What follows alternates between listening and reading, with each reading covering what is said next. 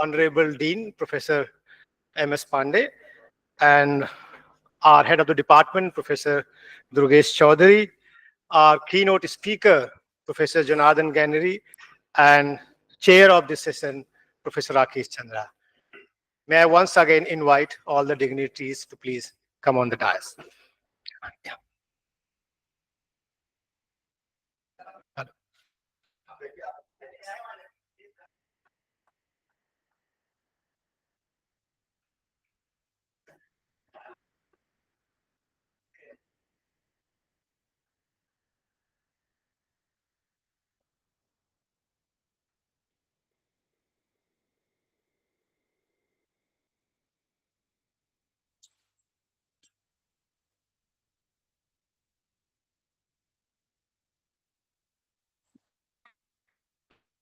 Okay.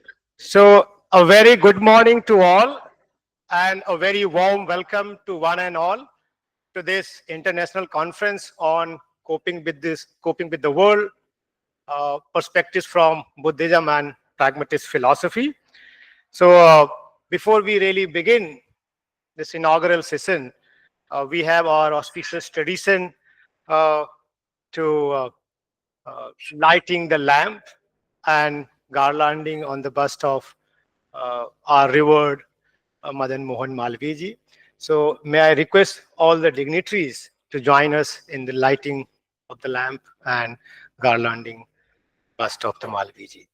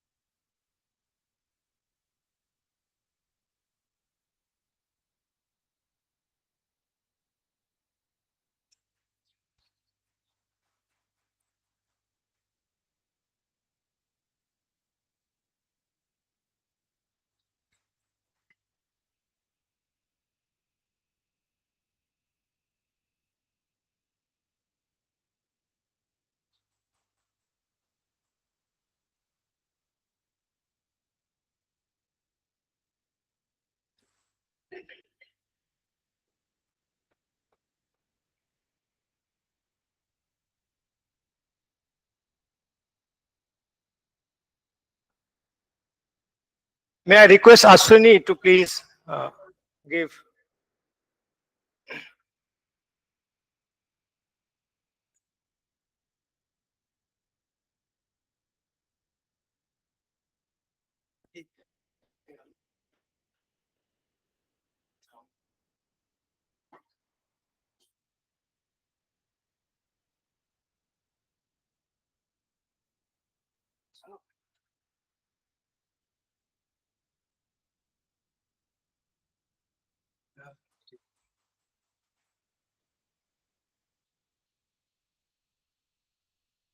Okay.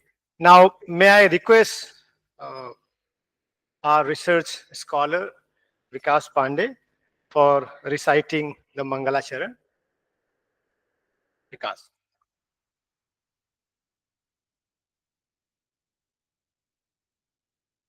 हरिः ओम् यो ब्रह्माणं विदधाति पूर्वं यो वै वेदाञ्च प्रहिणोति तस्मै तगुंहदेवात्मबुद्धिप्रकाशं मुमुक्षुर्वै शरणमहं प्रपद्ये ॐ आप्यायन्तु ममङ्गानि वाक्प्राणचक्षुः श्रोतमथो बलमिन्द्रियाणि च सर्वाणि सर्वं ब्रह्मोपनिषदं माहं ब्रह्म निराकुर्यात् मा ब्रह्म निराकरोद निराकरणमस्त्व निराकरणमेस्तु तदात्मनि निरते उपनिषत्सु धर्मास्ते मयि सन्तु ते मयि सन्तु सर्वे भवन्तु सुखिनः सर्वे सन्तु निरामयाः सर्वे भद्राणि पश्यन्तु मा कश्चित् दुःखभाग् भवेत् यद् विश्वविस्मयकरं चरितं महीयः वाचस्पतेरपि गिरां सुतरां दवीयः प्रातः सदा सुमनसामभिवन्द्यनीयः वन्द्यस्य मे मदनमोहनमालवीयः वन्द्यस्य मे मदनमोहनमालवीयः ॐ शान्तिः शान्तिः शान्तिः हरिः ओम्।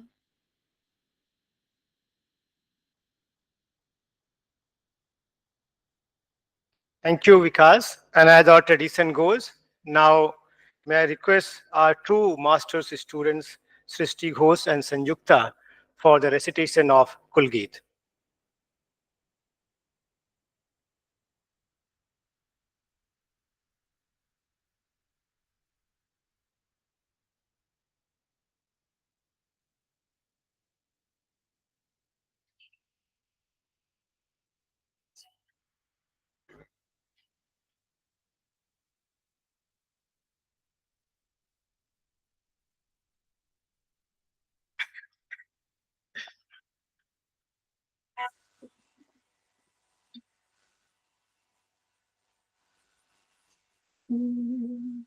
मधुर मनोहर अतीब सुंदर ये सर्व विद्या की राजधानी राजधानी मधुर मनोहर अतीब सुंदर ये सर्व विद्या की राजधानी राजधानी ये तीनों लोग से न्यारी काशी सुज्ञानी बसी है के रम्य तट पर ये सर्व विद्या की राजधानी राजधानी नहीं नहीं है ये ईंट पत्थर है विश्वकर्मा का कार्य सुंदर रचे है के भव्य मंदिर ये सर्व सृष्टि की राजधानी राजधानी यहाँ की है पवित्र शिक्षा ये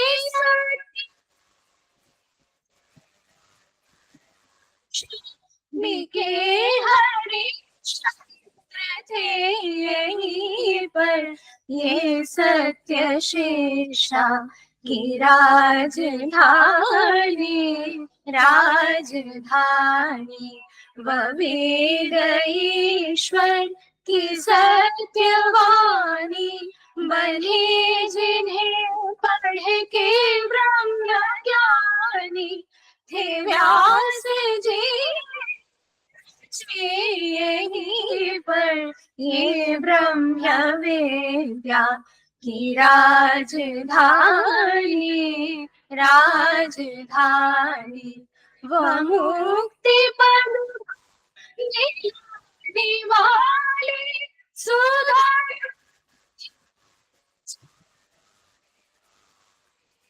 यही फले फूले बुद्ध शंकर ये राज ऋषियों की राजधानी राजधानी सुरम्य धाराएं वरुणासी नहाए जिनमें कबीर तुलसी भला हो कविता का क्यों ना कर ये बाग विद्या की राजधानी राजधानी में विध कला शास्त्र गणित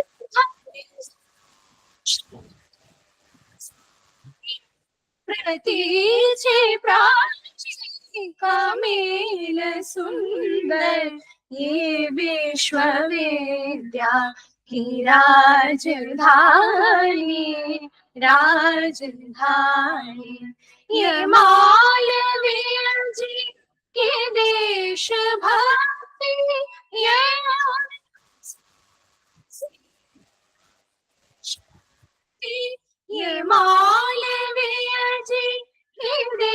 भक्ति ये अनका प्रकट हुई है प्रवीण होकर ये कर्म वीरों की राजधानी राजधानी मधुर मनोहर अतीव सुंदर ये सर्व विद्या की राजधानी राजधानी मधुर मनोहर अतीव सुंदर ये सर्व विद्या की राजधानी राजधानी.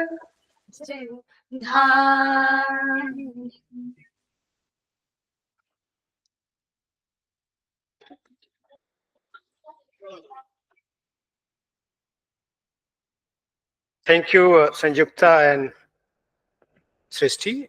We don't clap after Kulgeet. Uh, Now, may I request our head of the department to kindly honor and felicitate our keynote speaker, Professor Janardhan Ganeri, with garland and shawl, and we have also small memento.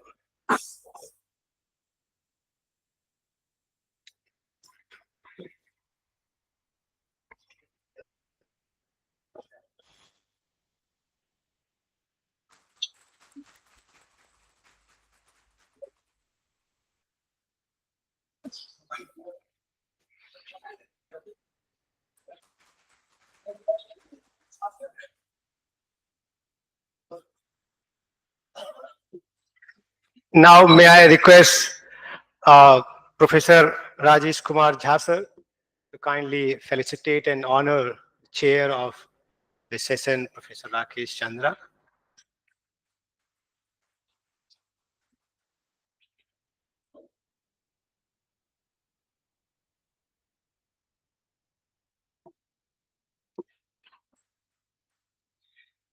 Now, may I request our head sir again to kindly felicitate our Honorable Dean sir with garland, shawl, and memento.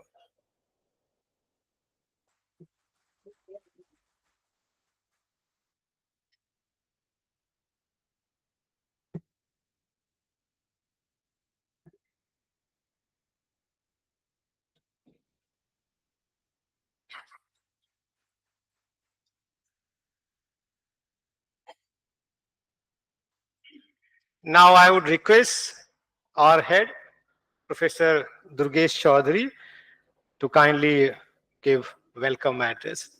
Sir.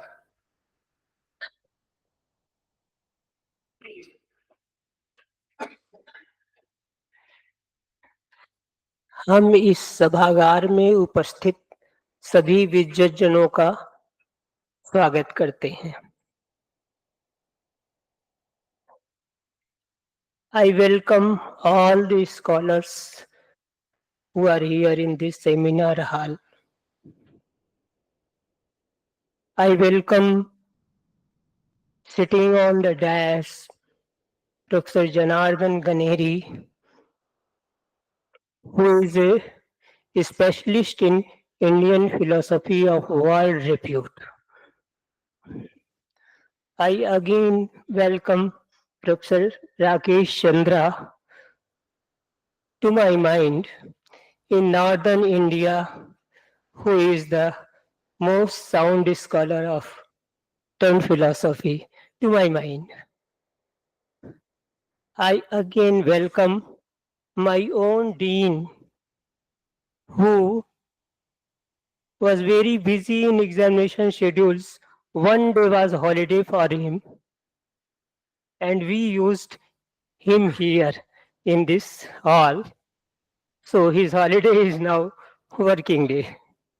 So again, I welcome all the uh, scholars of world repute who are here from different countries. I welcome you, sir, all. I welcome all our research scholars who are present here in this hall, and I welcome again all the persons who are present here in this hall. Thank you.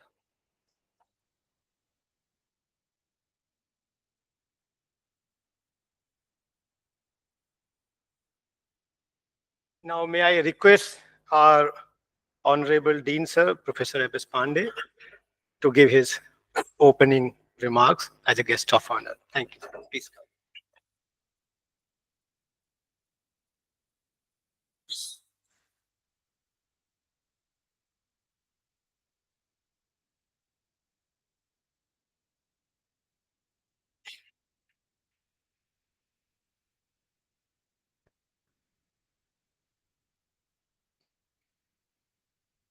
Respected Professor Ganeri, Professor Chandra sir, HOD Department of Philosophy and Religion, Dr. Rahul ji, all the teachers and professors of the Department of Philosophy, all the honorable participants who are present here, scholars, ladies and gentlemen, namaskar, good morning to all of you. Uh, Thank you, HOD sir, for inviting me to this international conference. Although I'm a student of English literature, teach language and literature there, but I did my UG from this university in which I had one subject, that is philosophy. Philosophy, Sanskrit, and English. These three combinations were there. So my heart went to philosophy first to do my PG in philosophy, but someone told me, कि पांडे जी, जल्दी से नौकरी मिल जाएगी, you will get job अगर अंग्रेजी में MA करो. And being very pragmatic, because pragmatism, this is the whole topic of here. So I think first thing first to apply on me that how practical application I did it. So I did my PG in English and PhD in English, and fortunately enough appointed here in BHU and serving Banaras Hindu University. But the base of any discipline, any knowledge is philosophy. And that I'll say that when I teach, when I do my researches, other things, then I look into the area of philosophy, Indian and the Western philosophy. And I tell my students that you cannot learn literature without philosophy. So I read literature as philosophy and philosophy as literature. And I use my methodology for teaching and learning into that area. I'm not an expert to all these topics, but very brief remarks on the basic theme of this conference, coping with the world. You see, language is very clever, that kind of thing. Coping. Coping means to handle, to manage the world. Can we manage the world? And coping has another meaning, manipulation. So what should we do? Look at this deconstructive framework, that coping with the world, and this word is not word, W-O-R-D and W-O-R-L-D. So what kind of world? World, this planet, universe, human beings, animals, plants, or different kinds of words of cosmology. I know that there might be some of the research scholars and participants might discuss those areas of the world. What is world? And uh, coping with all these kinds of words, I think that is the major topic of concerns. Then two more keywords are there in the topic: perspectives from Buddhism and pragmatist philosophy. It's good that a limited topic, that is Buddhism and pragmatist, but there are other philosophical areas where pragmatism is there and the Buddhist concerns are there. So we are not ignoring that, but when we study this coping with the world in terms of Buddhism and pragmatist philosophy, so what about other approaches to this? So when I studied here philosophy, then I studied Buddhism, Jainism, pragmatist, and similarly Upanishad and Quran and others. So just I thought that what about Isha Upanishad? There is also pragmatist, the tones and the ideas are there. Even in Gita, can we say that Gita is purely metaphysics? It's not. That's there. Arjuna and Krishna Samvad, you see, pragmatism is there. The practical application, how to fight. This is another aspect. Coming to Buddhism, um, we were taught here the one truth is दुख. दुख है, दुख का कारण है, उसका निवारण है, eightfold path of this. So that is pragmatism in Buddhism. But this is not only this. The causes are there, dukh hai. So this kind of the metaphysics of God and existence and reality and all these things. So Buddha went to the idea of the concerns of humanity and human beings. Dukkha. And dukkha ka nivarana, what would be that? This is basic pragmatist idea. Man, karma, vachan in eightfold path, that the language, that is very, very important thing for this pragmatist approach. Bhasha agar gandhi hai, man, karma, your action and language. When we come to this pragmatist philosophy, actually I teach linguistics, applied linguistics. So I just study the functions of language, limitations of language, how to study reality and truth and metaphysics and pragmatism.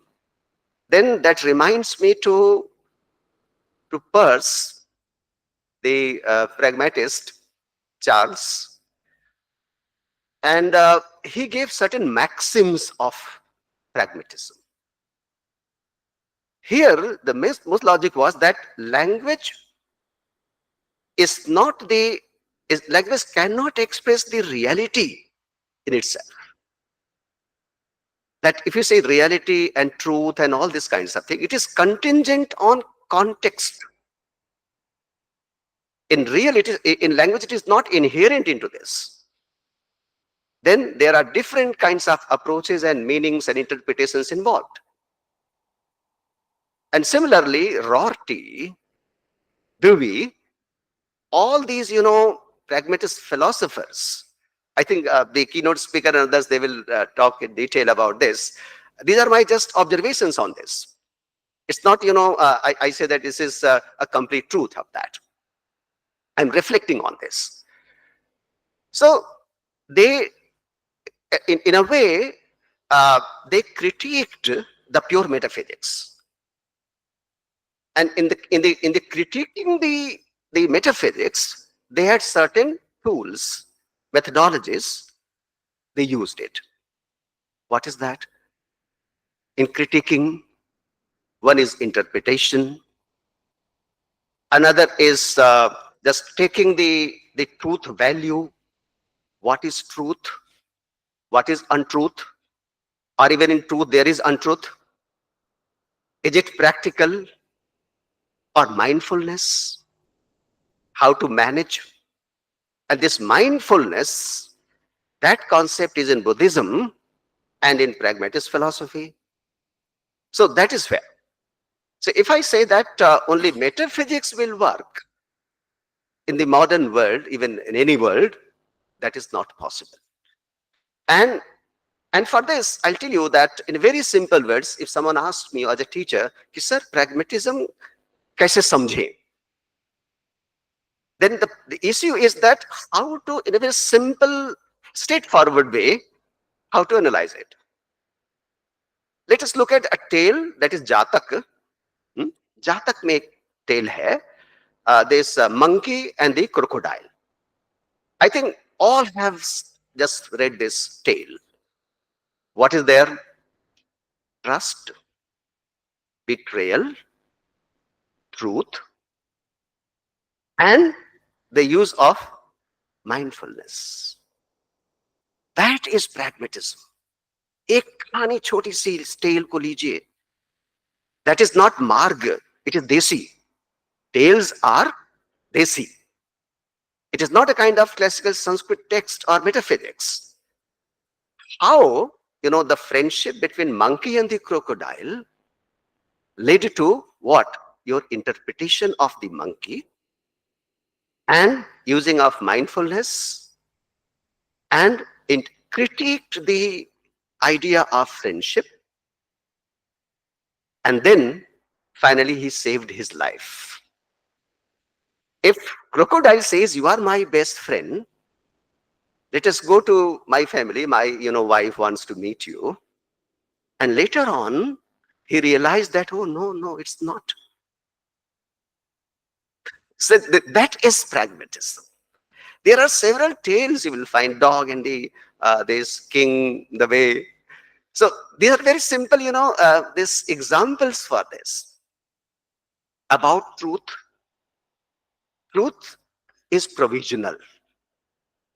Truth is provisional. There may be many kinds of truth. It's not one, not a single truth. This is the basic premises of this pragmatist philosophy. How? Students will ask, sir, क्या है? अभी तो जरा सा example दे दो. मेरे दिमाग में बैठे बैठे ऐसे ही आ रहा था when I was just hoping on this. Initially, it was considered that Earth is the center, most important. Later on, Sun. So it is Earth moves, Sun is constant. Sun is constant, Earth moves. And then nowadays, these days, not only Sun is the center, galaxies, millions of galaxies are there. What is about Sun? In the solar system, yes, but there are different solar systems. The truth क्या था? Earth, वो change हुआ, that changed. सूरज आया, फिर galaxies आ गई. पता नहीं what kind of other world. Coping with the world, the present world. What about how do we cope with those, millions of worlds there? Multiverse theory. This is what, philosophers must think of this. How to cope up with this? What kind of metaphysics and philosophy? You have to study the cosmology from Buddhism and pragmatism and other things. So this is what I say. Ishopanishad, that gives you kind of a very pragmatic view of this. So how to analyze this thing? This is what I say. Different kinds of interpretations and critiquing, mindfulness, application of rationality. Not only just emotions are there, but it's not like emotions that you say that emotion is primary and this logic and rationality is different. But the problem is what the rationality is, that yes, rationality, they consider in the Western tradition that this is supreme, and goodness and the rationality. But the problem is, because of the rationality, what happened? This, atomic war in Nagasaki and Hiroshima, that led to rationality. What about this? The core area of, I think, if I use one word for this, this pragmatist philosophy is wisdom. Wisdom includes your knowledge, emotions, other things, and your vivek. That gives you knowledge. And knowledge is not one, many-sided, what Rorty and others say. And pragmatist philosophy, if you say what is the major tool of this, the tool is problem solving. This is not my word.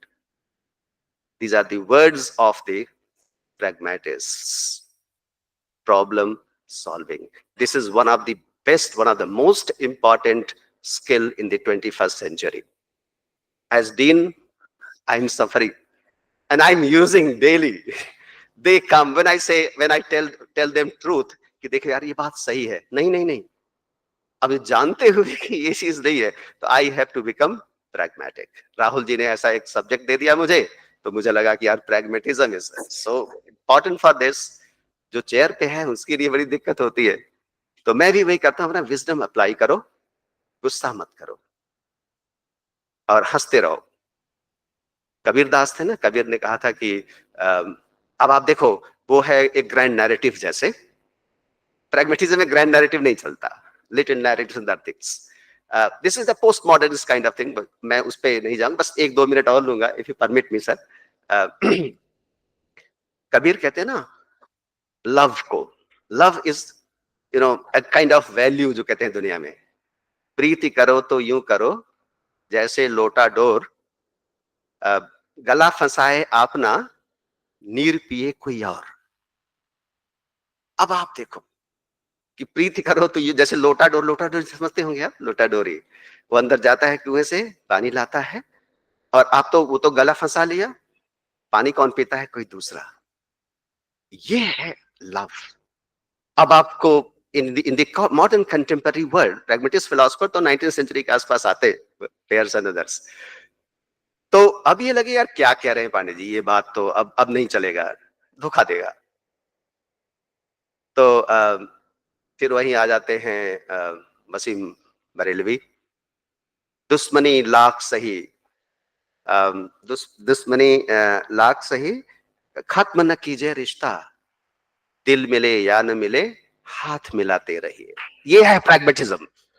दिल मिले या न मिले हाथ मिलाते रहिए, दुश्मनी लाख सही, तो उस कितना भी हो आप वो करिए, हंसते रहिए, हाथ मिलाते रहिए. अब आप देखो कबीर और ये pragmatism of this 21st century, how to adjust, how to live, how to cope up with all these kinds of situations. These are my just simple reflections. I say that I'm not expertise, I have expertise in the area of philosophy, but what I say that in teaching literature, if I teach, then I found Buddhist echoes in the Wasteland by T.S. Eliot. एक पूरा का पूरा एक part ही है उस पे कि how lust leads to all these things and what are the way out. This liberation is a moksha. That may be a kind of metaphysics or grand narratives, but what are these stages to achieve that jnana, that knowledge? But knowledge is not one, that is many, and language gives you different kinds of words to use it to cope up with or manipulate or interpret, whatever you can say. So one wisdom is कि कम बोलो. तो नमस्कार.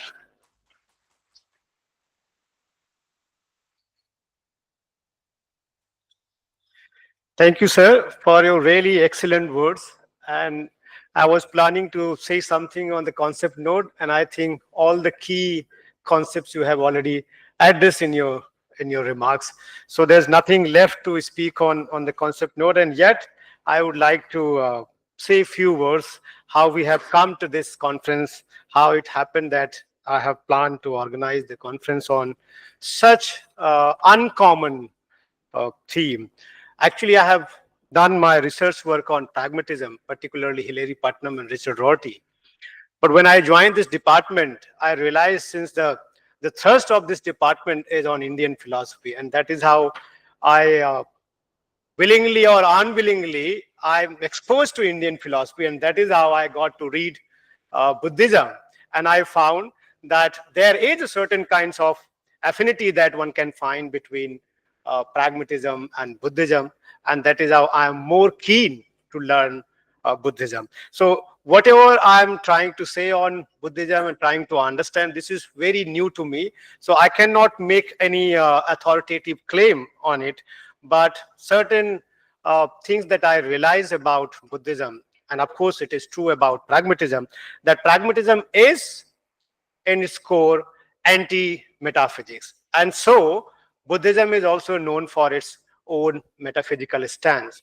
So neither pragmatism nor Buddhism believes in any kind of reality which is there and which can be known as it is, whether through mind or through language, because the uh, the analytic philosopher, particularly philosophy of within philosophy of language, they believe that the structures of the language or the structures of the reality is the structure of the language, and that's why language can really hook on to the world. So language can reveal the structures of the world. So whether that kind of knowing the reality as such is really possible or not. Now, these pragmatist philosophers would say there is no such reality available, right? Whatever we know through certain language, certain history, certain conceptual schema that we apply. Now, these contingencies are there in pragmatism, and I find that even Buddha claims about dukkha or suffering, but I think he is not making a metaphysical claim that there is dukkha. Rather, it is an experiential fact that he speaks about this world. And that's why it becomes a kind of contingent fact. It is not a necessary truth.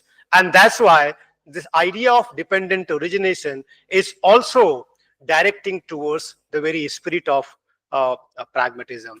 So there are a lot of things that we can really think about in terms of mapping a possible interface between Buddhism and pragmatism. So without really taking much of the time, I hope this conference will really deliberate and explore if there is any possibility of interface between Buddhism and pragmatism. And we really looking forward to see a very engaging and enriching discussion from such a excellent and august gathering that I have been honored to get. So now, before I move to our really uh,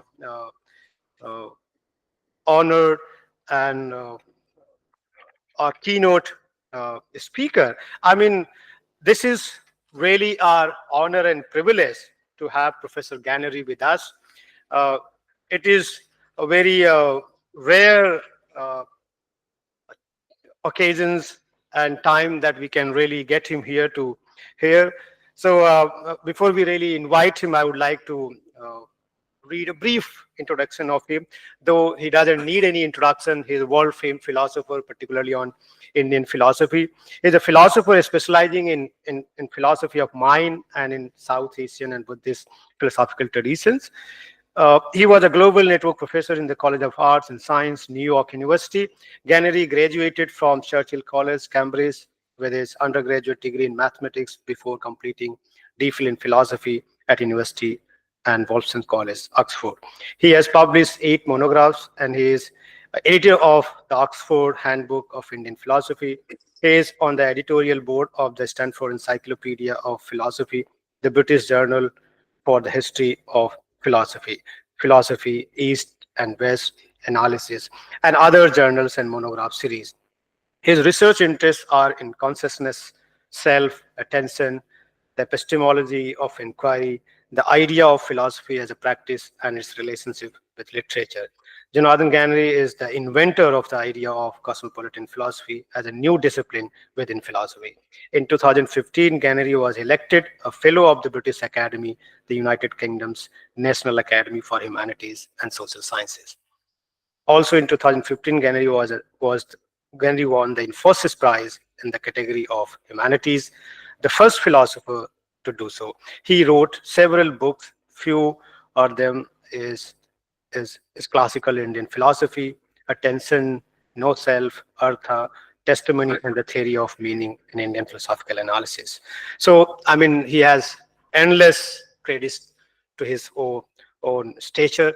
So, without really taking much of time, I would directly invite Professor Gannery to speak and deliver his keynote address. Sir.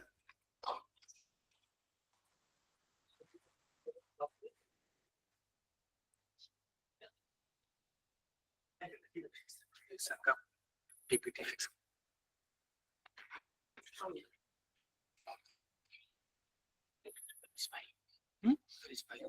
Got a PowerPoint. Hmm? It's on the laptop.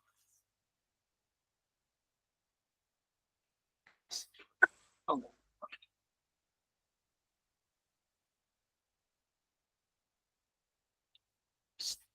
Don't touch the screen.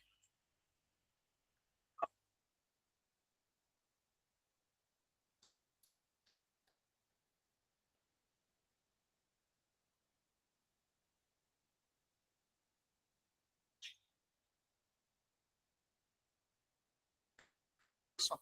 This one. This one.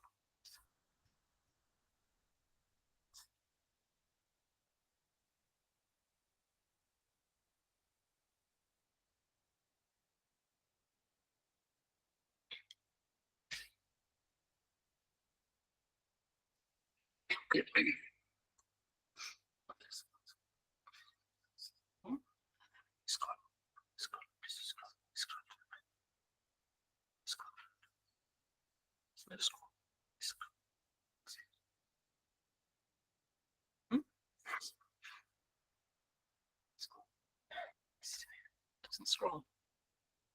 There's no scroll. This.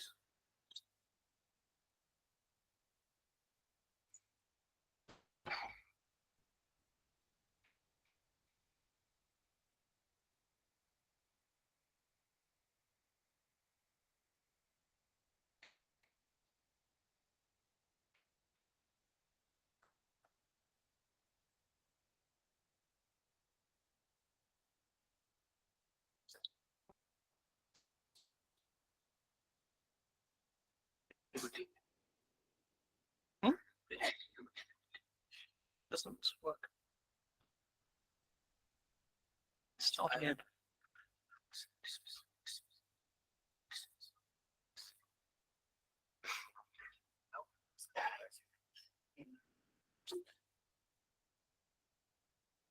Touch the screen.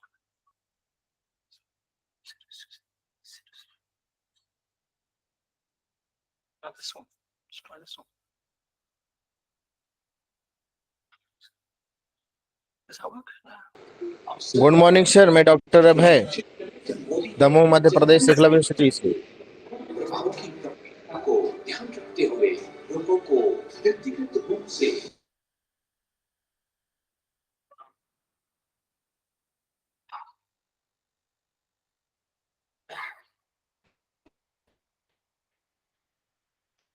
Yeah. It's kind of, yeah. Okay, great. Yeah.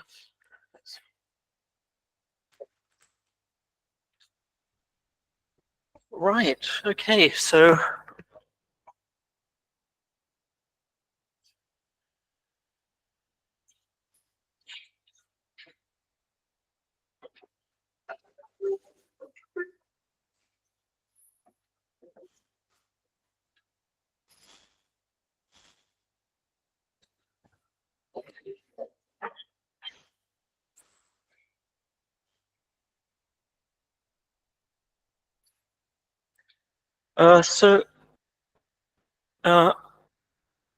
I believe that it's possible to imagine being someone other than the one that one is.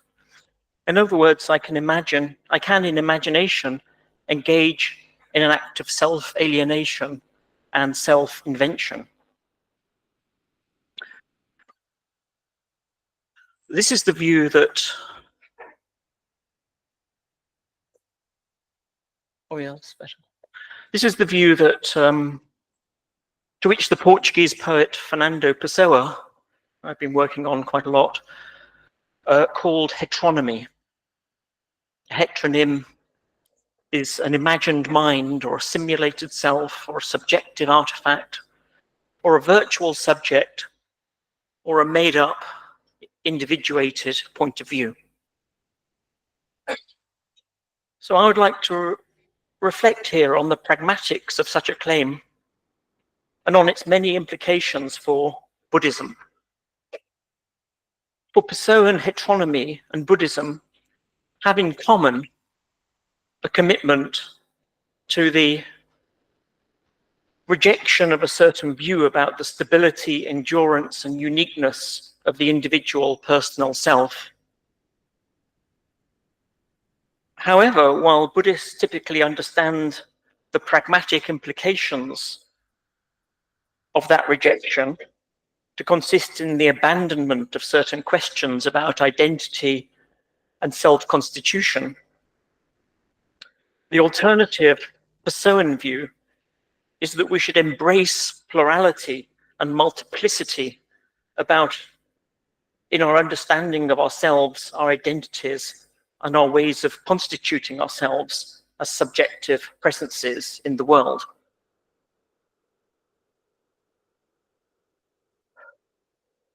Now, the philosopher David Chalmers has argued in his recent book about virtual reality called Reality Plus that virtual reality is a genuine reality and that simulated minds are genuine minds. He writes, "Can a digital system be conscious, or are only humans and animals conscious? The question matters a great deal in thinking about digital worlds. Consider the virtual world of Daniel Galouet's Simulacrum 3, which pioneered the simulation genre. This virtual world is a pure simulation containing many simulated humans and with simulated brains. Are these simulated humans conscious? If they are, then to shut down the system irreversibly would be an atrocity, an act of genocide. If they're not conscious, seems to be some feedback rules. Feedback in the audio. Feedback. There's echo, yeah. No, it's off. This is off.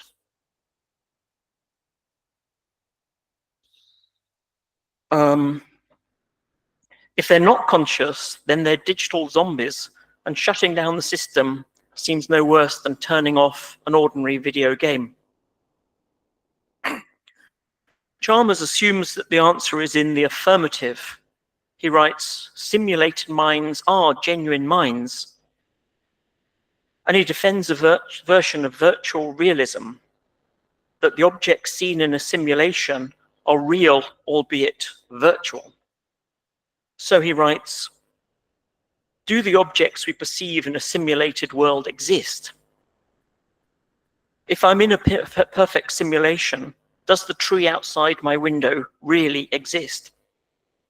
My opponent says, no, the tree and the window itself are mere hallucinations. I say, yes, the tree and the window really exist. At some level, they're digital objects grounded in digital processes in a computer, but they're no less real for that. That's why he calls his book Reality Plus.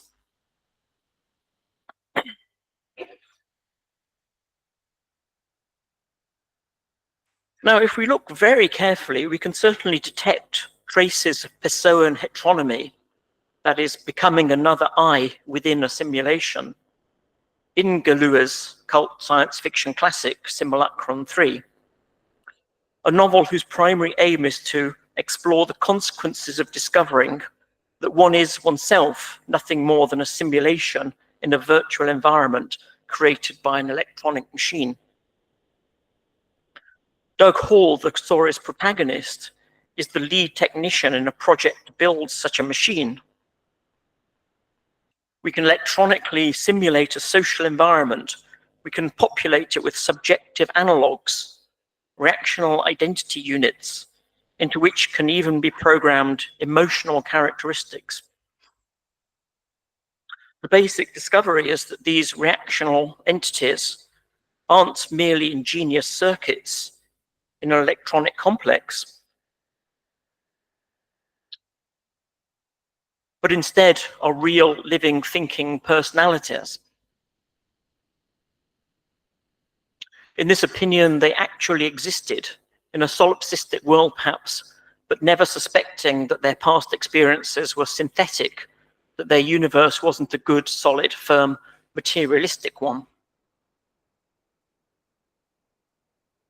And if they do become aware of the fact that their material basis is electrons in silicon circuit boards rather than organic molecules, what then?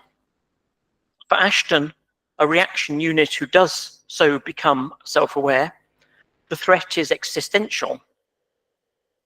He says, we're nothing, you and I, only triumphs of electronic wizardry, simulated shadows. In Galue's story, the realization that one is oneself a synthetic subject results in two sorts of skepticism. Skepticism about one's existence and skepticism about the freedom of one's will. Another troubling thought is that this implies that it may well be the case that just as you're manipulating your synthetic units, there's a greater simulationist in a greater world manipulating you. As the story unfolds, the mounting evidence leads Doug Hall slowly to the realization that he is himself nothing but a subjective analog in another higher level total simulation environment.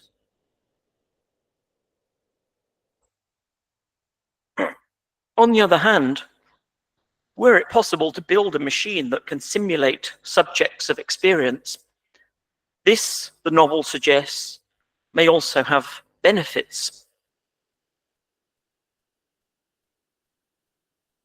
Galue writes, we have here a surgical instrument that can dissect the very soul itself. It can take a human being apart, motive by motive, instinct by instinct. It can dig to the core of our basic drives, fears, and aspirations. It can track down and study, analyze, classify, and show us how to do something about every trait that goes into the makeup of an individual. It can explain and uncover the sources of prejudice, bigotry, hate, perverse sentiment. By studying analog beings in a simulated system, we can chart the entire spectrum of human relations. The simulator will show us how to cleanse the moral spirit of the last vestiges of its animal origins. Now, for those of you who know about Buddhism, this whole passage is very resonant of the claim that Buddhists like Vasubandhu makes, the claim that he makes in his Abhidharma Kosha Bhasha, that we can break an individual subject down into its fundamental elements, which the Buddhists called dharmas. And in breaking them down, we can analyze the nature of our emotions and our feelings, including dukkha, as the Dean mentioned.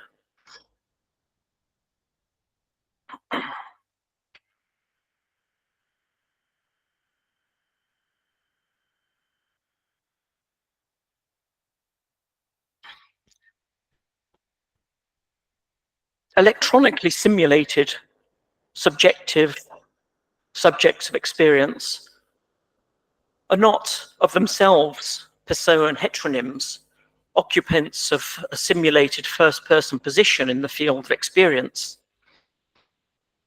They're more like the characters in a novel, units of subjective feelings, perhaps only reluctantly at the mercy of their author.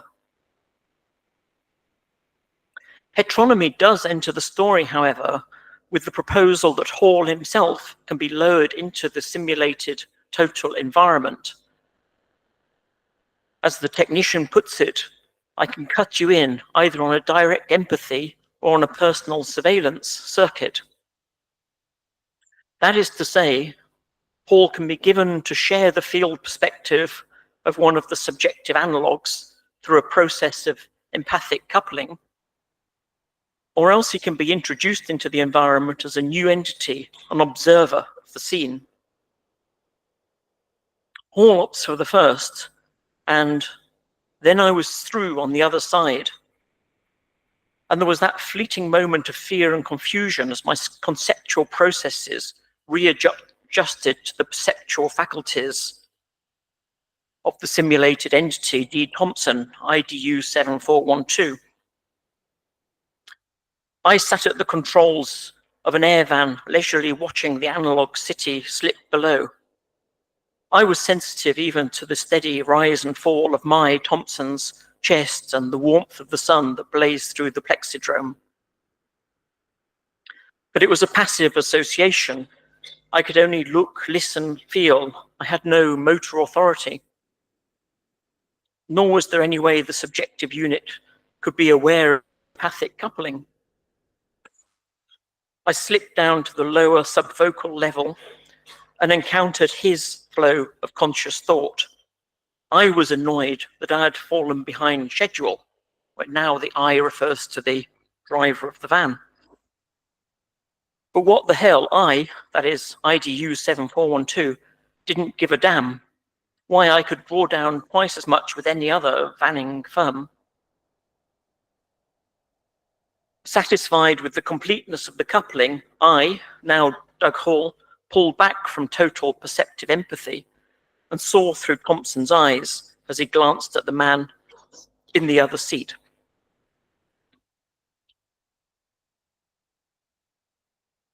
When the film director Rainer Werner Fassbinder renders this scene in his 1973 film adaptation called World on a Wire, he uses the filmic device of the first-person shot.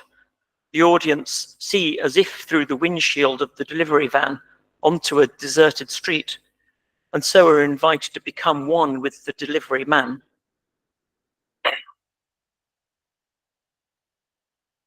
The bracketed disambiguations of the first-person pronoun are what indicate that we're now in the realm of heteronomy. So Doug Hall is able to affirm, in the simulation, I am IDU 7412. Most philosophical discussions of virtual reality, including Chalmers, fail to see that there can be virtual subjects as well as virtual objects. For Chalmers, it's as though as the gamer, I simply enter a virtual world exactly as myself, that while the world is made virtual, I remain actual. So let me use the label reality double plus for the idea that there can be virtual subjects as well as virtual worlds, Pessoan heteronyms, and that these synthetic selves are as genuinely real as their natural counterparts. While Chalmers rightly argues that simulated minds are genuine minds and that real minds can be uploaded into simulations, the possibility I'm interested in already takes both of those things for granted. It's the further possibility that a real mind can assume the cognitive and affective stance and first-person perspective of a simulated mind, and so become another I.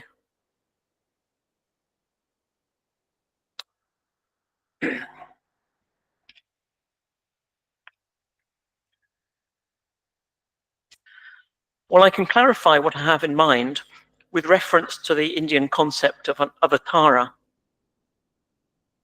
The word avatar is one of those which has made it across from Sanskrit into English. It did so in the 1980s with video games such as Ultima 4, Quest of the Avatar. An avatar in gaming jargon is a virtual body in a virtual reality, the particular body over which the gamer has executive control. And if the game is immersive, dictates the perspective from which the gamer sees the action unfold. Chalmers thinks that this is also the original Sanskrit use. He writes, the word avatar comes from the Hindu tradition, in which it's used for the physical bodies that gods such as Vishnu take on when they come down to earth. Vishnu is said to inhabit a physical body in human form, an avatar. The embodiment may be temporary, but while it lasts, the avatar is Vishnu's body. And this, he suggests, is how it is for virtual avatars too. He writes, in my view, that's Chalmers' view, virtual avatars have much the same status as Vishnu's physical avatars. I can be embodied in a virtual avatar. The embodiment may be temporary, but when I inhabit an avatar, it's my virtual body. Now, I agree with Chalmers that this is how the term has come to be used in the virtual reality literature, but I am skeptical about his exegesis of its meaning in the Hindu tradition. And in fact, it's very germane to our discussion to see how the Sanskrit word avatara is actually deployed. Notice that the idea of an avatar as my virtual body, a body I have executive control over within the simulation, carries with it no implication of heteronomy. It's the same me as on the outside, who simply happens to be embodied virtually in my avatar inside the simulation. When we speak of Matsya as an avatar of Vishnu, is that all we mean? That this body, which is half fish and half man, is simply a body Vishnu has decided to inhabit during a brief stint on Earth? Were Matsya instead a heteronym of Vishnu, then something more would need to be brought into the picture. It would now be that Vishnu is on the earth as Matsya, but there is a way of being on earth for Vishnu distinctly associated with his being Matsya.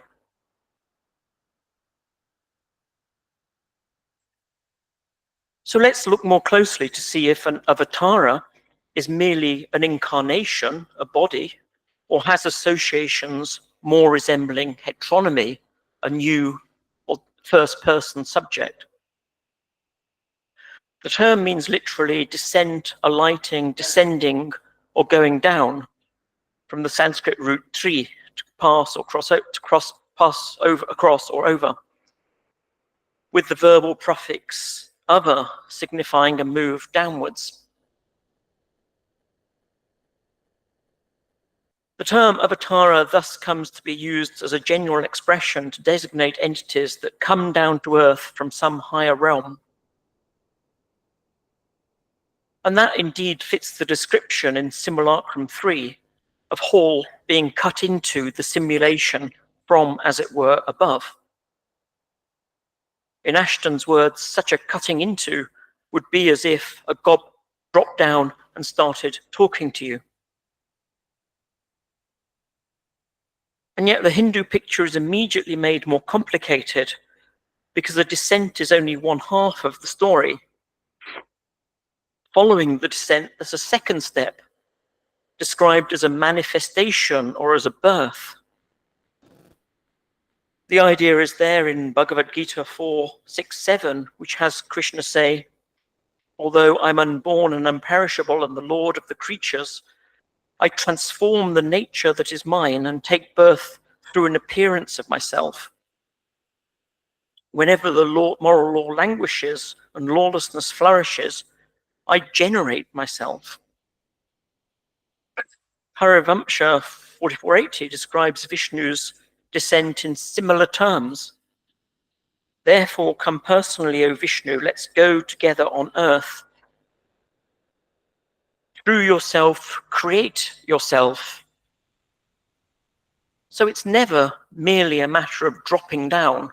There's always some sort of self-creation also involved.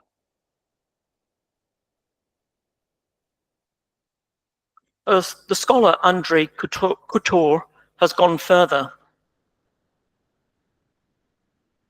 He has noted that the term avatarana has a precise technical use in the language of theatre, where it's used to describe the movement performed by actors as they move from the wings to the stage itself. As Couture notes in addition, the facts that in the Bhagavad Purana Krishna is presented as an actor, and that the Vrindavana forest is depicted as a stage upon which he plays his sports, are entirely consistent with the idea that an avatara is basically a deity who dons various disguises as he takes his place on stage. So Vishnu is an actor making an entrance, his actions having the form of a play on a stage.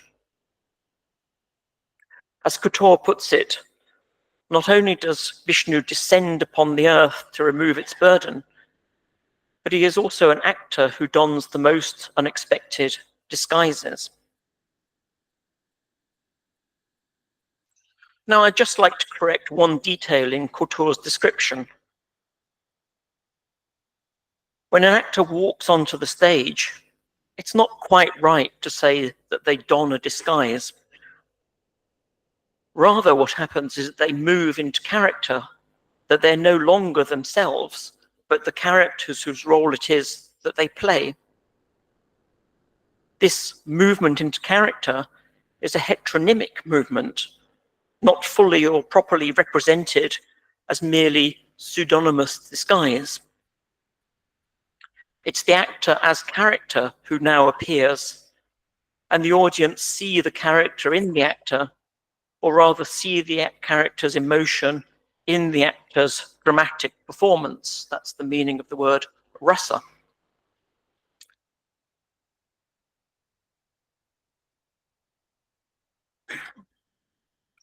The actor Vishnu in character as Krishna has undergone a heteronymic transformation.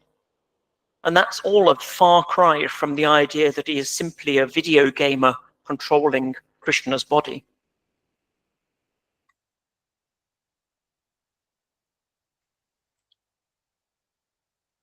Now, let me say something about Fernando Pessoa. Pessoa's first published piece of creative writing, dating from 1913, and already announced as a trailer for his never-to-be-finished novel called The Book of Disquiet, is entitled In the Forest of Estrangement. As he would later caution readers, he says, "Don't imagine that I write just to write or to publish or to produce art. I write because this is the final goal, the supreme refinement, the temperamentally illogical refinement of my cultivation of states of mind and feeling. If I take one of my sensations and unravel it," that's again the Abhidharma concept, "it is so as to use it to weave the inner reality I call the forest of estrangement. You can be sure I don't do it for the sake of a lucid and shimmering prose, but to give complete exteriority to what is interior, thereby enabling me to realize the unrealizable, to conjoin the contradictory, and having exteriorized my dream, to give it its most powerful expression as pure dream." So the forest is for Pessoa a metaphor for an artificial reality. He writes, "We inhabit dreams, we are shadows roaming through impossible forests, in which the trees are houses, customs, ideas, ideals, and philosophies. To roam about in such a forest is to live as another, as a virtual self, experiencing from the inside a virtual world."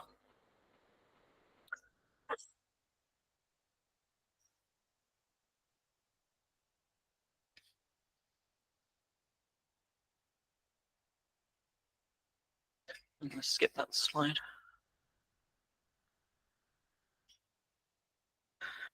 Now, with this concept of the heteronym as a simulated alternative subject of experience, a virtual subject available to us, let me talk about some ideas in the Yoga Vasishta, otherwise known as the Mokshapaya.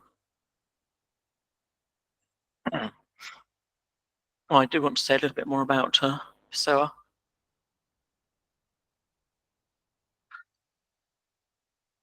So Fernando Pessoa's relationship with his heteronyms is complicated.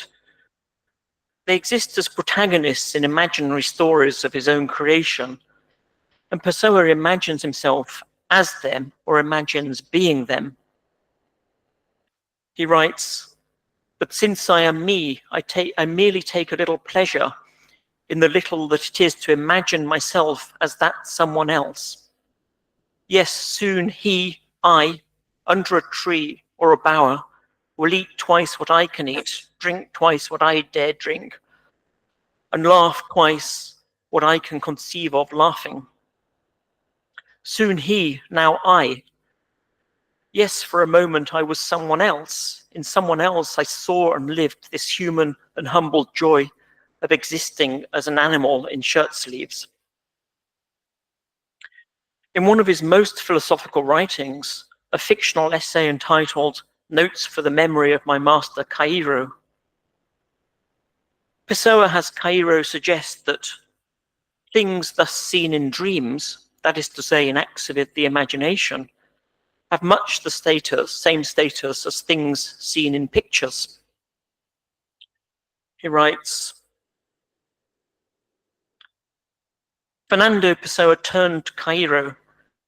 'Tell me this,' he said, pointing his cigarette. "How do you regard dreams? Are they real or not?" "I regard dreams as I regard shadows," answered Cairo unexpectedly with his usual divine quickness.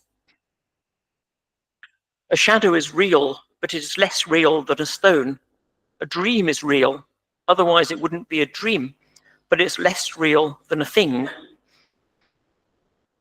"And what do you call a stone that you see in a dream?" asked Fernando, smiling. "I call it a dream," answered my master Cairo. "I call it a dream of a stone." "But why do you say of a stone? Why do you employ the word stone?" "For the same reason that you, when you see my picture, you say that's Cairo, and you don't mean it's me in the flesh." We all broke out laughing. "I see and I give up," said Fernando, laughing with the rest of us. Now, Fernando asks an excellent question here, and Cairo gives an equally excellent reply. But we do use the name of a picture's real subject matter in order to refer to its depiction. We say, pointing to a portrait hanging on the wall, that is Cairo. But how can we do so? And what is the real nature of objects in dreams or depictions? Well, these questions are nowhere in literature explored in more detail and with greater sophistication than in the Yoga Vashishta, otherwise known as the Mokshapaya, a remarkable sprawling philosophical poem telling of sage Vasishta's discussions with Rama and embedding within its text no less than 64 fabulous philosophical stories. One of the most significant for our purposes is the story of the second Leela. Here's the story in Windy Doniger's abridgment. Queen Leela was the wife of King Padma. When he died, Leela prayed to the goddess Saraswati, who explained to her that in a former birth, Padma and Leela had been a sage named Vasishta and his wife Arundhati. She also told Leela that the king had now been reborn as King Vidurata. Since Leela had not been reborn, the king had taken a new wife whose name just happened to be Leela. Saraswati used her magic powers to transport herself and Queen Leela through the air to the palace where King Vidura lived. Invisible, they saw him in his court. When a great battle took place, they went to the battlefield. There, Leela caught sight of the second Leela, who had the very same form as hers, like a reflection in a mirror. Puzzled at this, the first Leela asks Saraswati how there could be another woman just like her. The goddess replied with a long lecture on the projection of mental images from inside to outside, as in dreams. These words were overheard by second Leela, who spoke to Saraswati and said, "In my dreams, I've often spoken with a goddess of wisdom, and she looked exactly as you look to me right now." The first Leela said to Vidurata, "I am Leela, your queen from a former life. This second Leela is your queen by my art, Maya, produced for you by me. She's just a reflection." Saraswati, as Daniel Galua might have put it, has a Leela cut into the virtual reality in which Vidura lives as the heteronym of her deceased husband, Padma. She's cut in on a personal surveillance circuit, and so, had she been visible, it would have appeared, as Ashton puts it, as if a god dropped down and started talking to you. What does she see? That she's already there on an empathy circuit, that her heteronym is present and indeed even has her own name. She declares herself to have created this second Leela, who is, she says, her own reflection. In one of those metaphysical backflips for which the Yoga Vasishta is so well loved, this second Leela says that she has seen a second Saraswati in her dreams, thereby insinuating that her second Leela's claim on reality is just as solid as that of the first Leela. It would be as if the author of Notes for the Memory of My Master Cairo drops himself in on the get-together of heteronyms in order to witness Fernando Pessoa, we might refer to as the second Pessoa, holding forth. Leela's reflection is called Leela, specifically second Leela, just as a portrait of Cairo is also called Cairo, and Cairo imagined or dreamt is still called Cairo.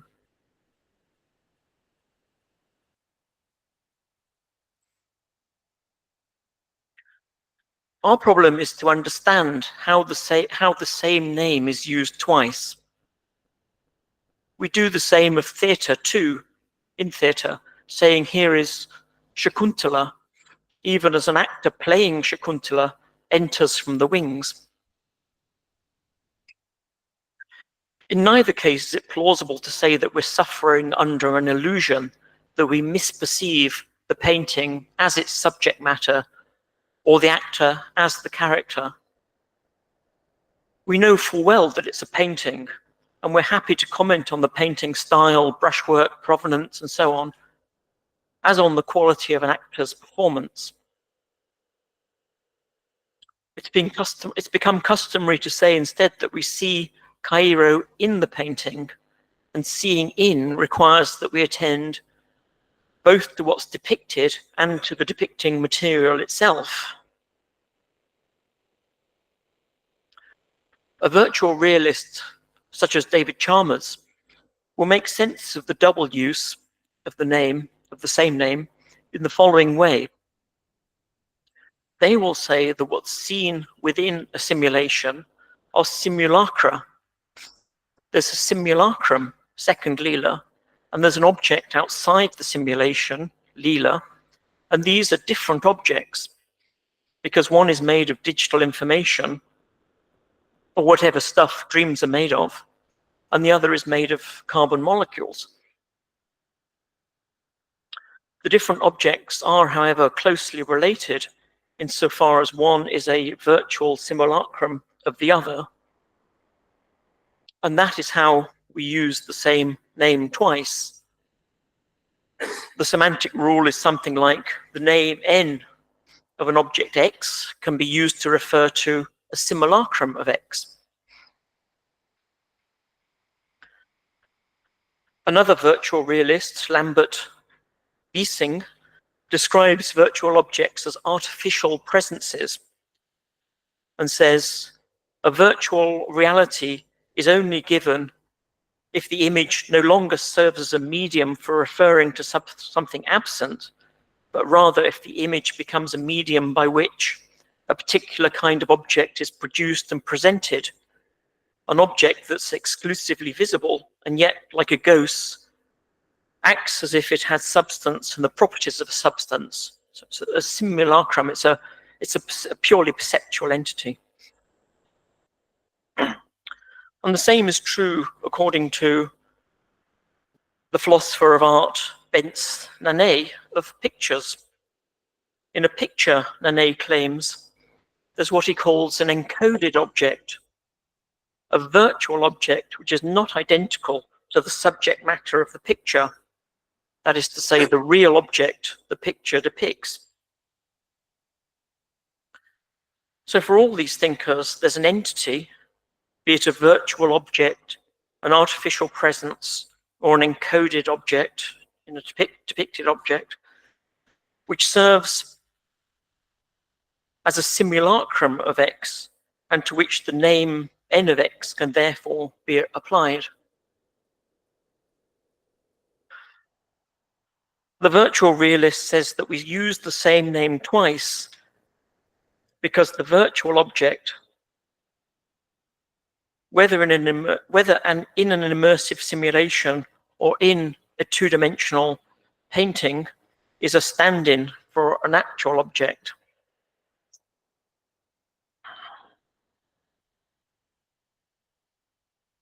I don't need the slide.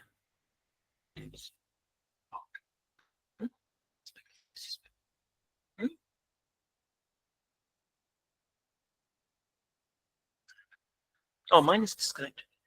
No, mine is connected.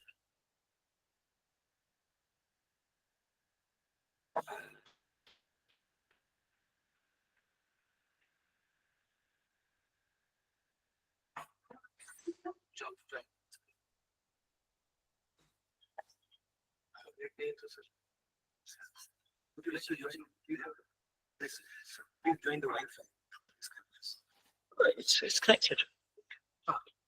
I can join the Wi-Fi. Yeah, let's do that. Which Wi-Fi is it?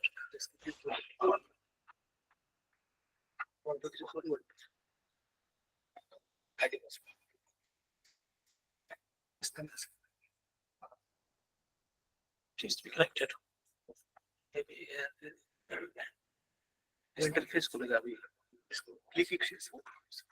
It's connected. Now it needs a browser. So just open one browser. Then you have to just open the Google. Google?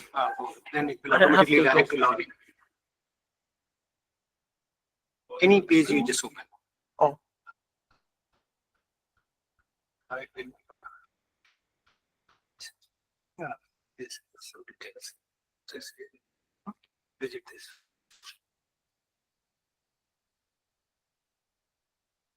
What?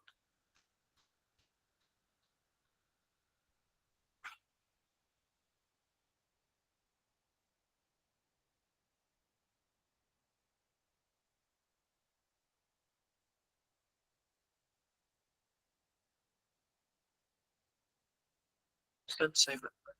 No, I said no, don't save it. Now you just go.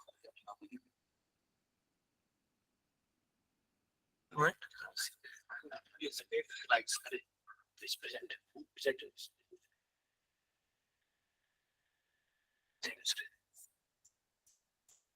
Slide. I don't know how to do that.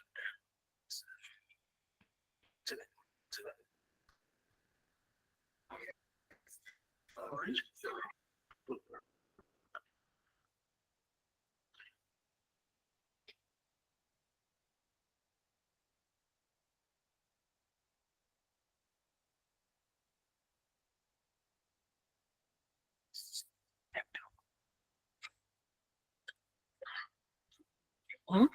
Just put it was to put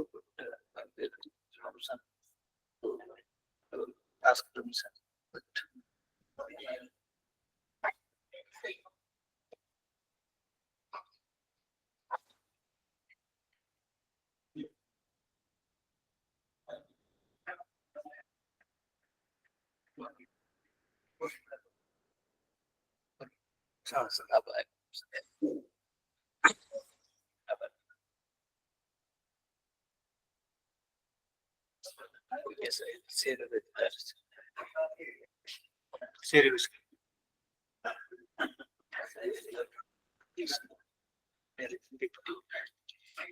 Hmm?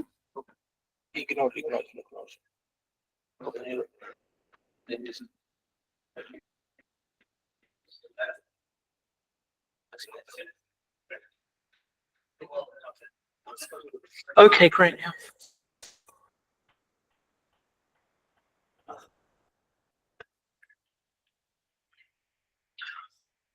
Some tea. Now, this view of the virtual realist, that we have two separate objects. We have the actual object and a simulacrum, which is a distinct object, a purely virtual entity, is, I think, exactly the kind of view that Vasishta wants to reject. He wants to claim that there's just one Leela, both inside and outside the simulation, where here the simulation is a Saraswati-generated glimpse of the afterlife. Leela and second Leela in this story are two uses of a name to refer to one and the same entity, Leela. That's partly to agree with J.J. Valberg when he writes that the human being I am is part of the world, that I am as part of the world internal to my dream, and that the world is discrete from the world to which this human being belongs. It's correct to say that I, the very human being, was in my dream the other night, just as it's correct to, just as it's correct to say that my daughter was in that dream. So Valberg wants to say that when I have a dream in which I myself figure, then it's I myself who is in the dream. It's not some other entity. Valberg, however, muddies the waters by importing talk of different worlds. And for that reason, his view is confused. A world can only be, if anything, a proprietary domain of objects. And so this imports a commitment to a layered conception of reality. Now, the Yoga Vasishta, in a similar vein,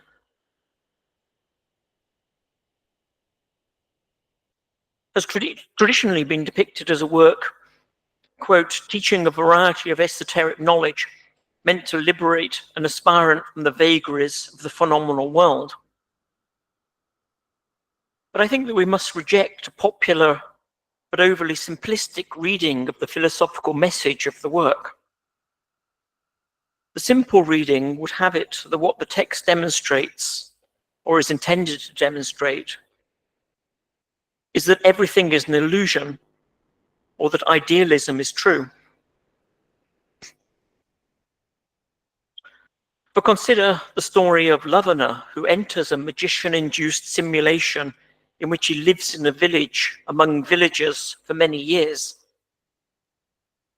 On emerging from the dream, Lavana sets off in search of the village and the villagers among whom he had in the simulation lived for so long. To his and to our astonishment, he does indeed discover the village and the villagers.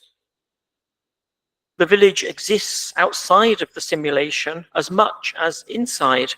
It wasn't a merely phenomenal world. The metaphysical claim made by Vasishta in this story has to do with the identity of objects. What it claims is that virtual objects, the objects within a simulation, are identical to normal objects, objects without the simulation. It's an affirmation of what we might call the thesis of trans-simulation object identity.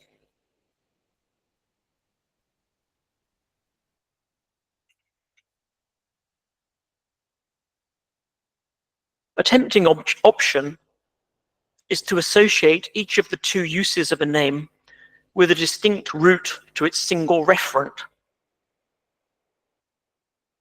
When Gottlob Frege introduced the concept of a mode of presentation into the philosophy of language, his aim was to explain how it could be that the identity between Hesperus and Phosphorus, the morning star and the evening star, both of which are none other than the planet Venus, how that identity can be informative, how we can be surprised at its truth.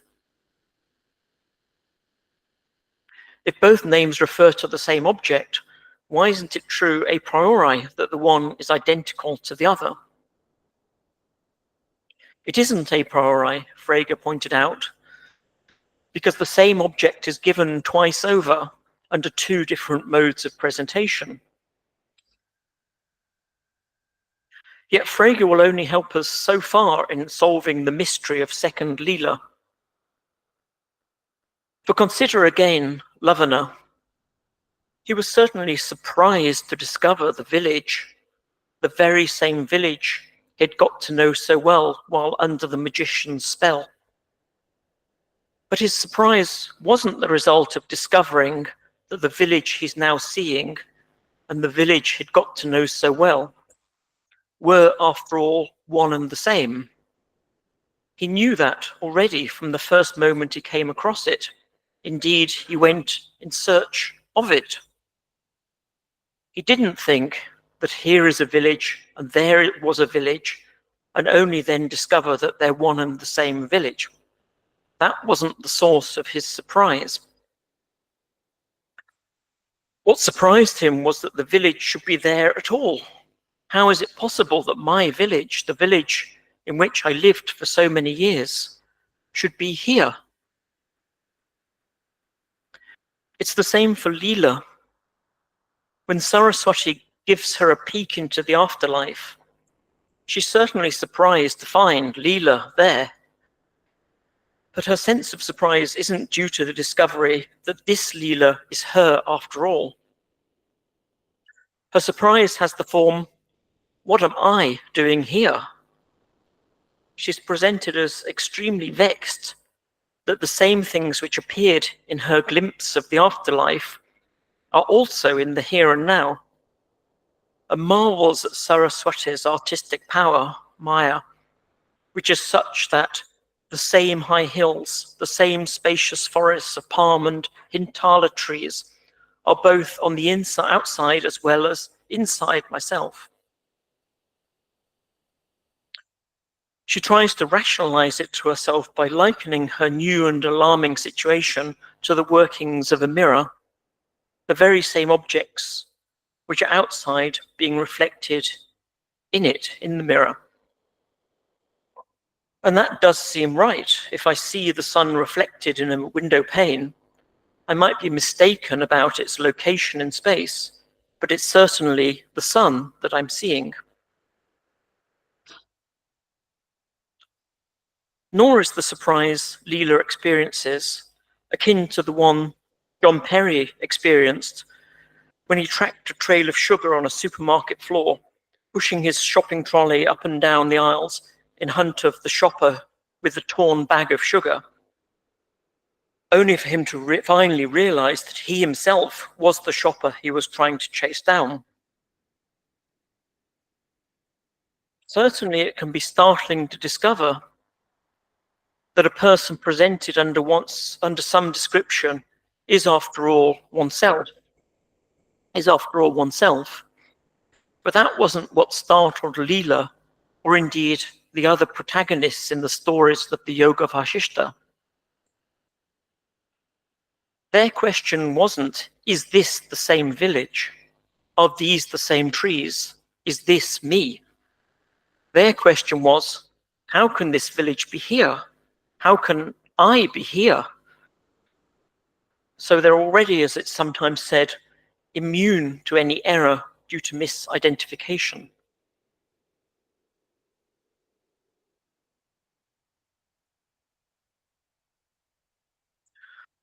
What is it then that causes Leela to be surprised? It's precisely the discovery that there is only one world and not two. Lavana had thought, on emerging from the magician's spell, that he had been taken to a world of phenomenal illusion, a world whose contents don't really exist. The lesson he's taught is that this was never the case. He wasn't taken to another world, but to the same world, differently made present. He hadn't known that how the world is made present matters just as much as what is made present. He'd taken it for granted that there is just one correct way to have the world in view, just one correct way of interrogating reality.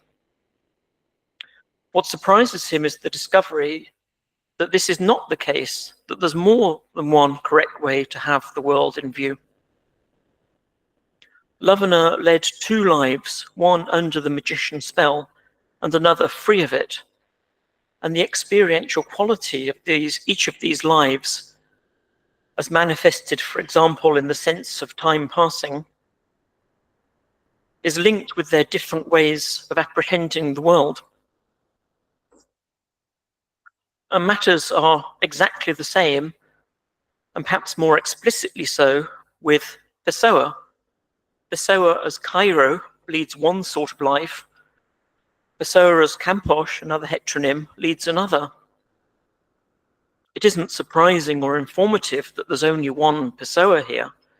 What really is surprising is the discovery that it is so possible to lead a plurality of lives. In a way, that's the quintessence of Pessoa's philosophy, that it makes explicit something that's easily overlooked in what it is to lead a life.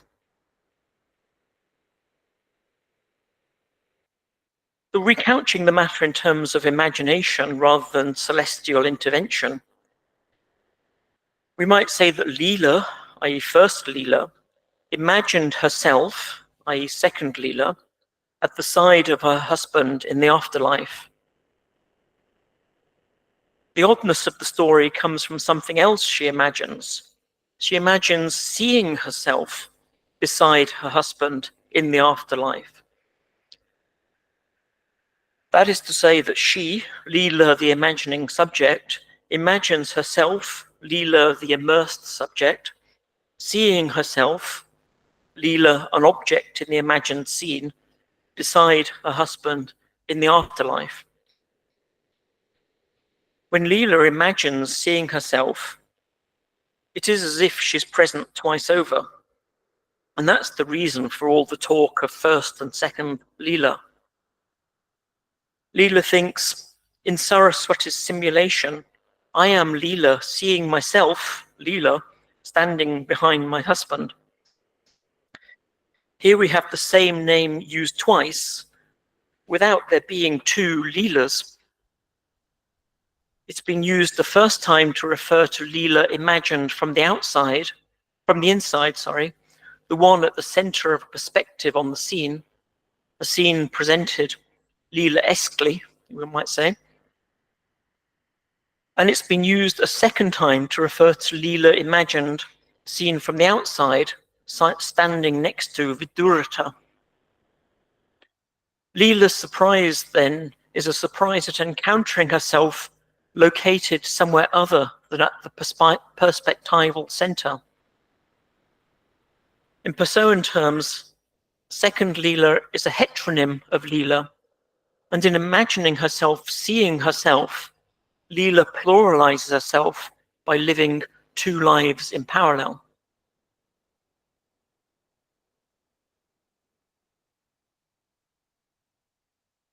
If it's possible to imagine seeing oneself in different ways, then it seems to follow that one's way of seeing the world is a contingent feature of oneself. And this realization might lead one to wonder if it would be possible to do away with every way of seeing the world altogether. Vasishta's not unreasonable suggestion is that then one hits a bedrock of consciousness which underwrites any way of seeing. He calls it the Chidakasha, cosmic consciousness.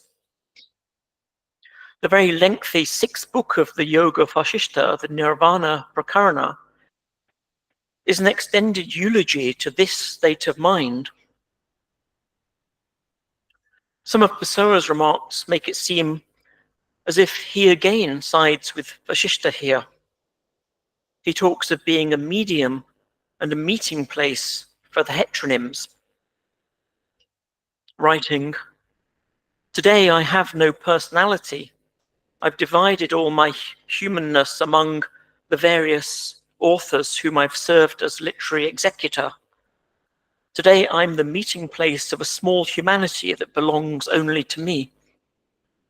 I subsist as a kind of medium of myself, but I'm less real than the others, less substantial, less personal, and easily influenced by them all."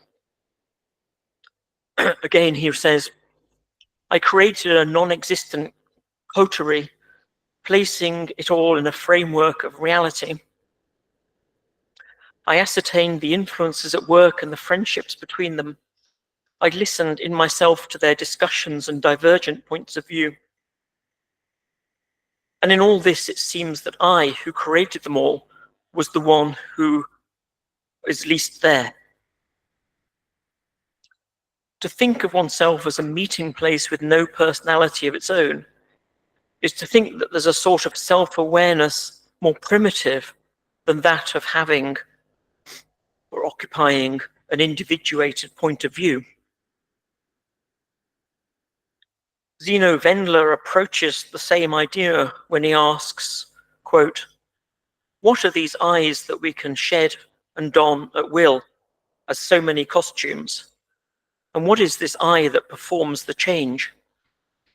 Answering that, as regards the eye that performs the change, here the eye does not pick out an object, a thing in the field of consciousness.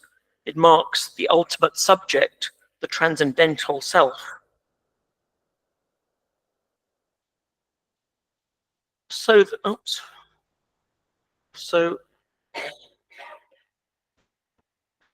sorry, there's supposed to be another slide. So then, just to conclude, Vasishta's argument implies that there is no life off stage. Waking is not to be thought of in terms of leading a life out of role, but just as one more form of acting. There's no tribunal of experience. Waking life is one life among many, not a source of ultimate verification.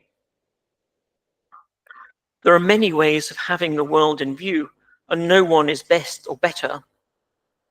And that's, I believe, what the Yoga Vasishtha wants to teach us, appealing once more to a theatrical metaphor. The text asserts that the mind is an actor who stages the world. And just as there's one stage, so there's just one world, a single world in which the mind takes up its various parts. Vasishta's argument is that one is always in role, that wakefulness is just another role alongside other modalities of immersed experience. And I think that Pessoa agrees, especially when he talks of Fernando Pessoa himself as just one heteronym among the others. So that all life is, in the end, a life of self-estrangement. So let me then conclude with a quotation from Octavio Paz. Paz says, "To be oneself is always to become that other person who is one's real self, that hidden promise or possibility." With that, I'll end. Thank you very much.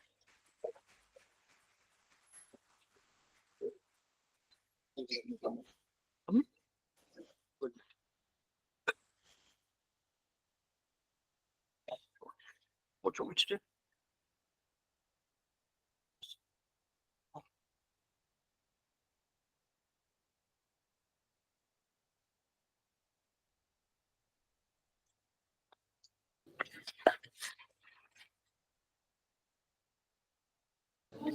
Thank you so much, sir, for your really engaging ये and thorough program continue रखे ना sir presentation. We all program continue चल रहा है ना enjoy sir listening to you.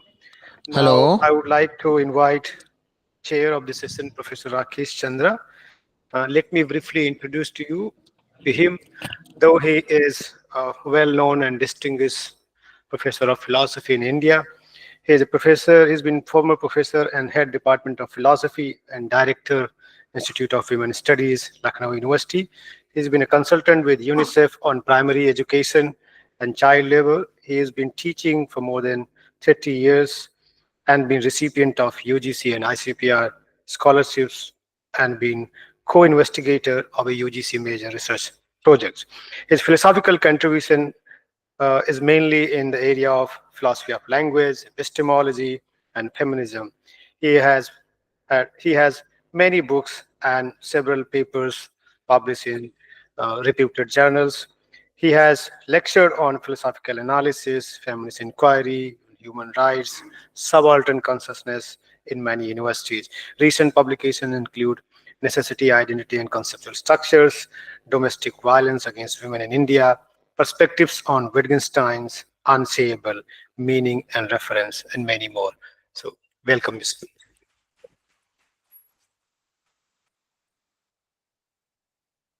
Good morning. Thank you very much, Rahul, for giving me this opportunity. I will not take very long after this absolutely fascinating paper by Professor Janardhan Ganeri. This is my third opportunity to listen to him, and I have read 3 of his books, and many of my students have also been greatly benefited by reading those books, especially Semantic Power, Earth, and The Lost Age of Reason. And I must say that today that I have been absolutely surprised at almost what looks like a turn. Because in the books that I read and the lectures that I heard, I found him to be more inclined towards a strong sense of realism, a strong sense of analysis, a strong sense of the Nyayic Bhasha Parishkar, so to say. But today he seems to be admitting much, much more from the past readings that he has done. It's delightful that he began his talk with the whole idea of self-alienation and self-creation as possibilities. And he brought in the idea of imagined mind, simulated self, subjective artifacts. And what at the very outset, I think must have been a point which all of us notice is that the idea of heteronomy, which generally is looked as a function of language, is treated by him as a mode of existence, so to say. I am deeply disturbed, extremely fascinated, and at the entire paper, because many of the things that he said, and I think that will require us to go over his paper again and again, is that this multiple sets of identities that he seems to be allowing reminds us of the early days of the so-called analytical movement, when Russell was fighting in what he thought was a certain kind of a Meinongianism. And also we reminded 20 years or 30 years later in the writings of Saul Kripke, when he said that the possible world as worlds to peep in are actually to be reconstructed and seen only as postulations, and therefore the idea of the virtual reality, instead of being a reality where we can peep in and then have problems, is actually an idea of postulation. Maybe, I think, what he has is the new world of technology, and the new world, not only a new world of technology, but a new world of reimagining philosophy, particularly with people like Jahavi and Chalmers and all, where the so-called distinctions between the first and the second order inquiries have been given up, so to say, and where brain maps are being used as evidence. This is entirely a new kind of a ball game which we need to understand and follow. I was also extremely happy to see that where he brought in the idea of avatar, he also brought in what the Natyashastra talks, the idea about of the patra. And when the audience is looking at an actor on the stage, it's not neither Anuman nor is it Pratyaksh. And it's a certain kind of an alokik knowing, as it were. But for the Patra himself to do that, would it be the Tanmay Bhav over there, or would it be Sadharanikaran and all those kinds of things? How would they uh, fit into the notion of the true Leelas here, as it were, and in this simulated reality? Uh, the paper and the presentation and the illusions, in fact, require a lot of from us to understand the backgrounds of it. But as I said, from the robust Nyaya realism to this position, there are many, many questions that we are worried about. Especially this, I think, would also be of interest to people like Professor Gopal Guru. That is, when you have this kind of a, not necessarily a mix-up, but a continuation of the real and the virtual, uh, there would be a strong sense of unease, especially because people think, and I would also support that, that there it might lead to certain kind of mystery mongering and metaphysical balloons being inflated, which the analytical philosophers had for so long tried to deflate. And especially in present times all over the world, including in India, where these kind of multiple identities are not just tolerant identities, but frightfully intolerant identities. Uh, the idea of robust pluralism is, in fact, not so easily accommodable. Where are the criteria for settling disputes to be found? And how are they to be found will become a principal question. So it's wonderful to see that within the uh, enterprise of interpreting text, drama, literature, philosophical manuscripts, we would we are well enriched by the kind of positions which are given by Professor Ganeri. But in terms of real life politics, it is a little more difficult. Uh, what I also found extremely fascinating and reminiscent of some things that we did when we were undergraduates, and we were reading Robert Ludlum's Bone Identity. And that's the time when the idea of two spaces in dreams or two times in dreams, and then trying to see that, though the idea of two spaces is still tenable, two times does not really work. But the whole question of primitive self-awareness and what I think he very often in his writing calls about the sense of ownness, as it were, is a very fascinating idea. We are very, very grateful to Professor Ganeri for bringing that out. Also, I think that, the very thin idea of the self or transcendental unity of a perception that we found in Kant is now being infused with a little more. And the trouble is that all this enrichment that is being brought into a more layered kind of a self-identity, how does it play out when we come to the philosophical representation? I was very, very happy that he brought in the idea of Frege's idea of modes of presentation. But the question is that the modes of presentation idea, or the direct reference theory or the causal reference theory, more than that, the question in all that case is that what does the identity statement say?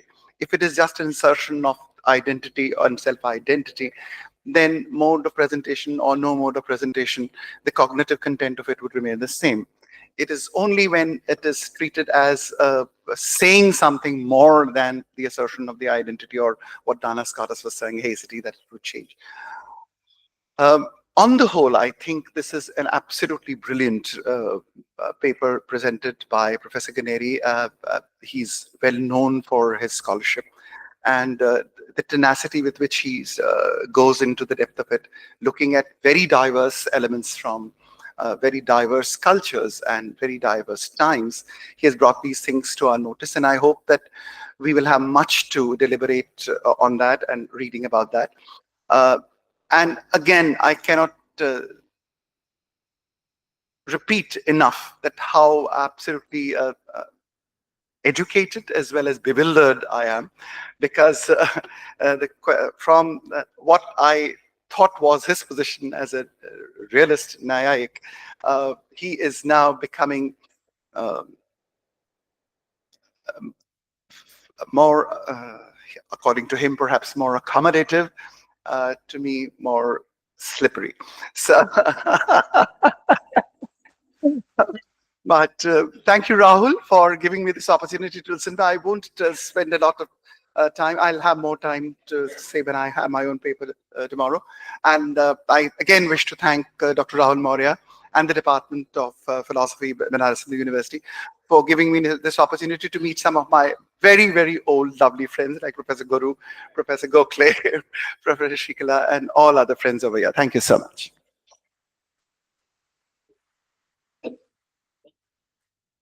Thank you so much, sir, for your really charging and a kind of very you can say engaging and critical reflection that you always have been having, and it is always pleasure to listen to you. Now it is a time to thank both the keynote speaker and chair of the session for making this inaugural session a feast of the thought and to learn a lot. As you also said, that the presentation of Professor Gannery requires a lot to read in the background to understand what he's been saying. So now it is a time to break for 10 minutes. I mean, the high tea awaits you on the first floor. We'll go on the second floor. We'll go quickly and we'll have a high tea and we'll come back within 10 minutes and then we'll immediately start first technical session. Okay. Oh, oh,